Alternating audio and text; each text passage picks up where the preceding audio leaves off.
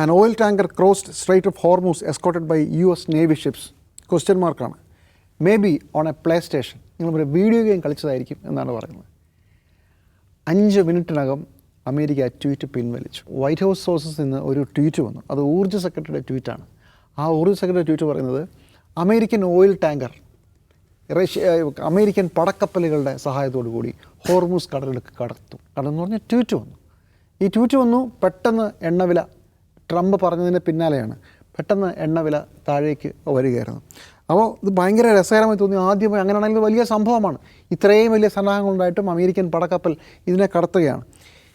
ഈ സമയത്ത് ഇറാൻ്റെ പാർലമെൻറ്റ് സ്പീക്കർ ഒരു 15 വാക്കുള്ളൊരു ട്വീറ്റ് ഇട്ടു. അത് ഇങ്ങനെയാണ്: an oil tanker crossed strait of Hormuz escorted by US Navy ships. Question മാർക്കാണ്. Maybe on a PlayStation. നിങ്ങൾ ഒരു വീഡിയോ ഗെയിം കളിച്ചതായിരിക്കും എന്നാണ് പറയുന്നത്. 5 മിനിറ്റിനകം അമേരിക്ക ട്വീറ്റ് പിൻവലിച്ചു. ഈ ഇറാൻ സ്പീക്കറുടെ ട്വീറ്റിന്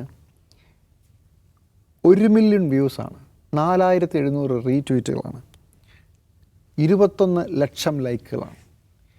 അമേരിക്കയുടെ വലിയ യുദ്ധം എന്ന് പറഞ്ഞാൽ ആയുധങ്ങൾ കൊണ്ട് മാത്രമല്ല, പെർസെപ്ഷൻ വാർ കൂടെയാണ്.